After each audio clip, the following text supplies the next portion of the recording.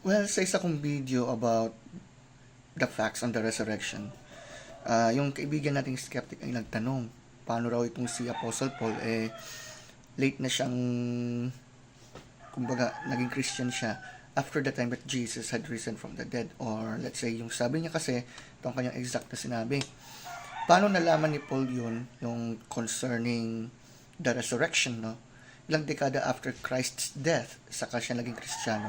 So you know what? Kung babalikan natin kasi yung Acts chapter 9, for example, so alam natin lahat, based on the documents in the book of Acts, that the Apostle Paul is former persecutor, o let's say terrorist, kung saan lagi niyang um, lagi niyang pinipresenta yung kanyang sarili bilang isa na magbibigay ng hatol, because what he has done before he became a Christian is this: persecuting Christians, right?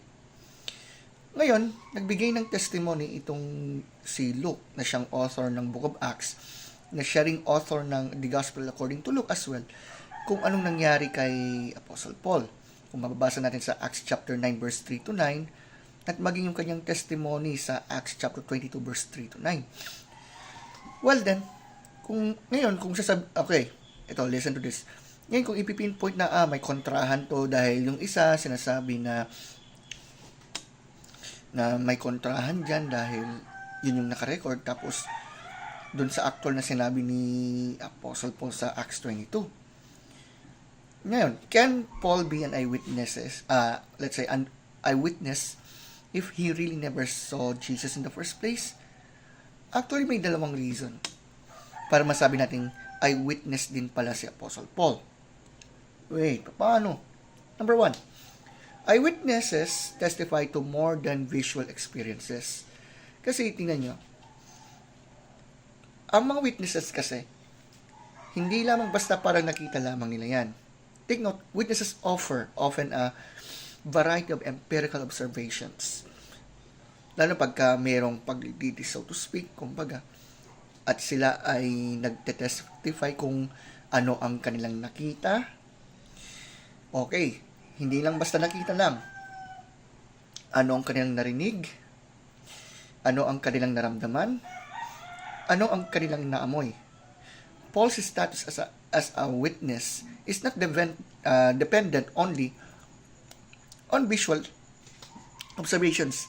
Kasi tingnan nyo mga kaibigan, lalo sa mga Christians yan, ang pagdedeklara ng tungkol doon sa mga eyewitness accounts ay hindi lamang ito may kinalaman sa kung ano yung nakikita, kundi ano rin ba yung nararamdaman, ano ba yung narinig, ano yung naamoy. Then you know what we mean for that, especially in the eyewitness accounts. Bukod sa naramdaman talaga ni Apostle Paul yan, nakita niya talaga. Hindi lang basta parang vision lang o panaginip lang. No. Talagang sinabi ni Apostle Paul na nakita niya yon. Nakita niya ang Panginoong Jesus na muling nabuhay at that point. And even though Paul clearly described what he heard on the road to Damascus, pero sa bagay, we should not be too quick to reject the reasonable inference related to his visual observation of Jesus. Kasi, bukod doon, ano yung mga patotoo ng mga first Christians na naisulat nga ni Apostle Paul sa mga taga-Korinto? Diba sabi nga, no? Sa 1 Corinthians 15:3 to 8, "For I delivered to you as of first importance what I also received, that Christ died for our sins according to Scriptures, and that He was buried, and that He was raised on the third day according to the Scriptures." Tapos, nilagay niya yung mga eyewitnesses dyan, including himself.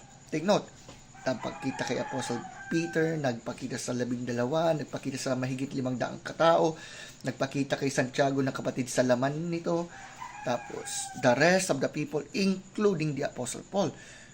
Now, it's certainly possible that Paul simply identified the bright light as Jesus on the basis of the words he heard.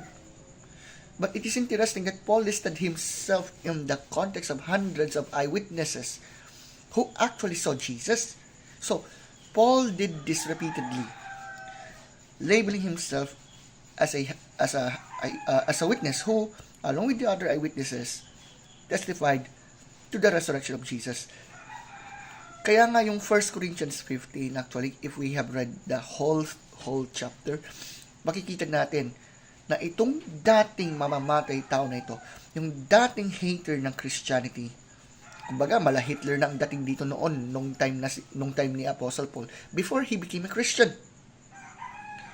So, the apostles, including Paul, transformed the world with their testimony of the resurrection. They were living eyewitnesses who never flinched when challenged to recant. You see, ang laging sinasabi ng mga skeptics kasi na nababasa ko there is zero evidence, ganito at ganyan. But we have good reasons, we have good evidence that supports the Christian faith. Yung problem kasi ay ganito, lalo sa mga nagsasabing zero daw yung evidence, parang kay meron na tayong mga recorded na manuscript evidence, internal evidence, external evidence. Ano bang klaseng evidence ba ang nais, diba, na may pakita? Direct evidence of this nature is powerful and persuasive, whether a skeptic like it or not. Paul joined the ranks of these early eyewitnesses. Bakit? Maging si Apostle Paul, nagkaroon ng changes sa kanyang buhay. Biruin mo, si Apostle Paul, dating persecutor against Christianity, he really hates Christianity. He really hated it. And yet, when he encountered Jesus, everything has changed. His life, Paul's life turned upside down. So to all my friends who are listening, you see, whether someone likes it or not, because of the resurrection of Jesus, nagkaroon po ng tinatawag na pagbabago. At kung sino man po yung nakikinig sa atin ngayon, walang imposible sa Panginoon. Lalo na pagka pinili mo na magtiwala sa ginawa ni Kristo sa krus ng Kalbaryo at manampalataya na siya muling nabuhay. Sabi nga niya sa John 11:25 na siya ang muling pagkabuhay at ang buhay, at yaong mga nananalig sa kanya kahit man pumanaw ang kanyang katawang lupa ay muling mabubuhay. You see, this is what we are going to answer for this. To my skeptic friend who asked this, I hope and I'm praying na magkaroon po tayo ng mga insights concerning to this evidence. And maybe someday, if the Lord wills, you will reconsider Christianity.